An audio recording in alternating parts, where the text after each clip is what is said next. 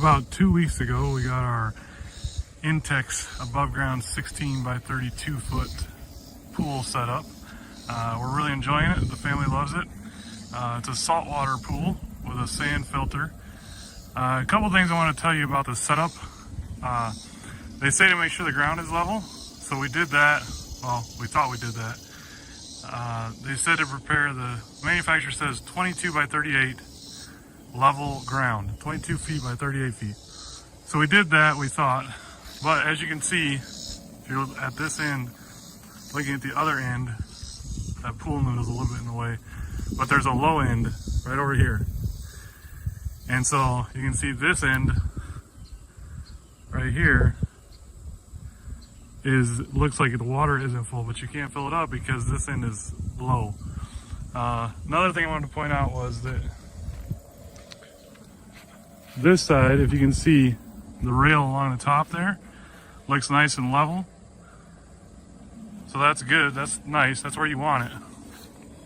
But on the other side, the side from the house, of course, goes up and down. You can see it here pretty well. But what's that saying is that these right here, where these go, is not all level all the way across there. So make sure and level it. No matter how bad you want to set up your pool, make sure and level it before you set up your pool. They sent a ground cloth, it's like a cheap tarp. So we put that down. One of the websites I found said a really good alternative that was free. We found some old carpet that somebody was done with, and we put that down on top of the ground cloth. So that should help protect that pool for a long time, which is good. As you can see, the filter's set up here. So that's good. Filter seems to be working pretty well. First couple days we had it set up.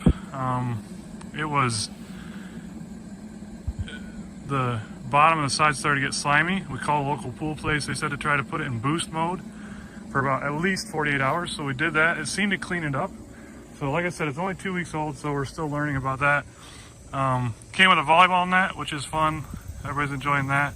It's not set up right now, just the 2 poles are. The ladder that comes with it is really not the best ladder. It works, but not the best.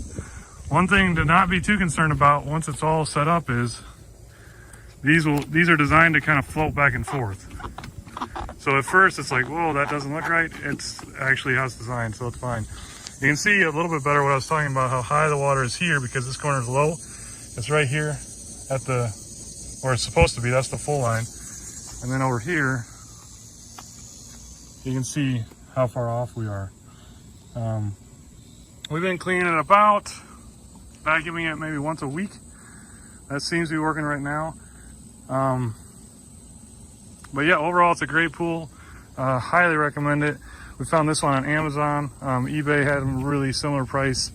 But yeah, hope this helps, and whatever you do, make sure that ground's level before you set your pool up. So I want to do a quick update. Last time I showed the video of this, it was not level at all. The pool was not level. This spring when we went to set it up, you can see a lot of those problems we remedied. I'm going to tell you how we did that. So you can see this other side right here, the side closer to the house was like a wave up and down, the top line there, the top bar. You can see now also the other end of the pool, the right hand corner in your view, and the left hand corner are almost identical as far as water height. You can see the left side is still going down a little bit. I'll explain that a little bit more later. But what we did was we counted the number of legs all the way around the pool and went to Home Depot and purchased some blocks, some pavers, and I'll try to put a link in at the bottom of the video for that. But they're 12 inches by 12 inches, and I think it's 1.5, at least 1.5 inches thick. But that way we put one underneath of each of these legs, and then we leveled that all the way around. So we started here because we knew that was the high corner, and went all the way around. And since last year, we've also added a propane tank and a propane heater, which I'll post another video about later. But that actually It's a Hayward heater, and it's works really, really well. We're actually, the reason for the trench is we're getting ready to bury a natural gas line to it, which will run a lot more efficient. This end is the low end, still a little bit lower than the rest, but it's a lot better. You can see here,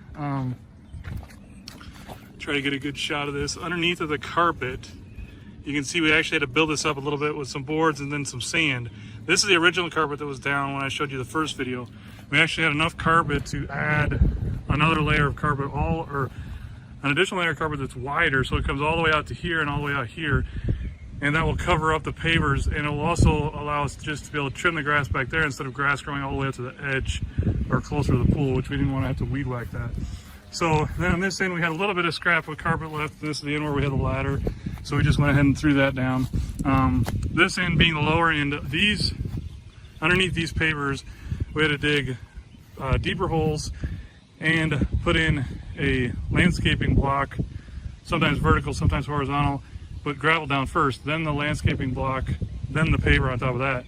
Just trying to keep this corner built up a little bit more than what it needed to be. But I'll show you this side again. You can see it compared to last year, just a whole lot more level, a whole lot more straight across the top. Still a little bit to it, which is hard to avoid, especially since you can see some of the legs are bent because the first year we put it up, we didn't do enough site prep. So I cannot emphasize that enough. I know there were some comments on the first video, people having the same problem. Again, it's a great pool, great design. We're loving it, and hope this video helps you. Have a great summer.